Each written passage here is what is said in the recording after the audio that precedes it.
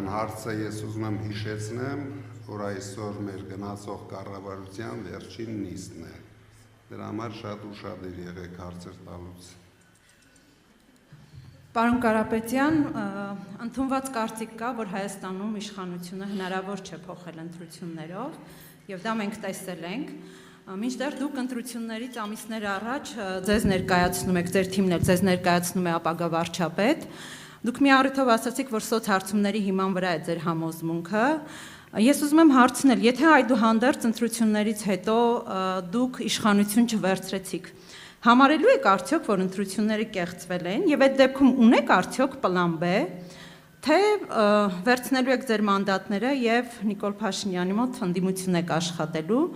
եւ նաեւ դուք տեսնում եք, որ հող են նախապատրաստում իշխանությունները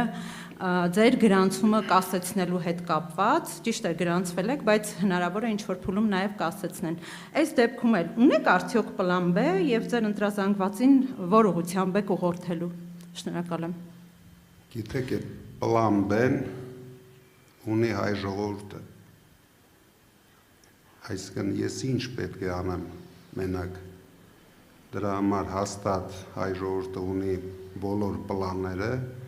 քանի որ մենք գնում ենք բացարձակ հաղթանակի եւ վստահ ենք դրա մեջ։ Հետո ես ասեցի, որ ես միայն սոցհարցումների վրա չեմ հիմնվում։ Ես հիմնվում եմ նաեւ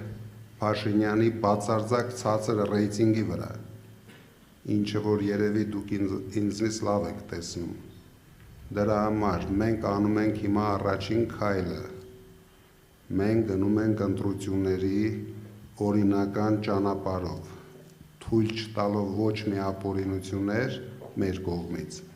բայց մենք վստահ ենք, որ դուք էլ տեսնում եք մեր նկատմամբ կիրառվող բոլոր ապօրինությունները, բայց դուք մի անհանգստացեք, իրենք ուրիշ ձև չունեն,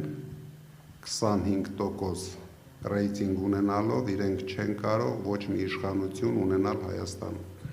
Իսկ ընտրություններից հետո եթե չլինեք իշխանություն, ո՞րն է լինելու ձեր պլանը։ Վերցնելու եք մանդատները, հստակ ասեք։ Ընտրությունից հետո ես լինելու եմ վարչապետ։ Եկեք անիմաստ բաներ չքննարկենք այսօր։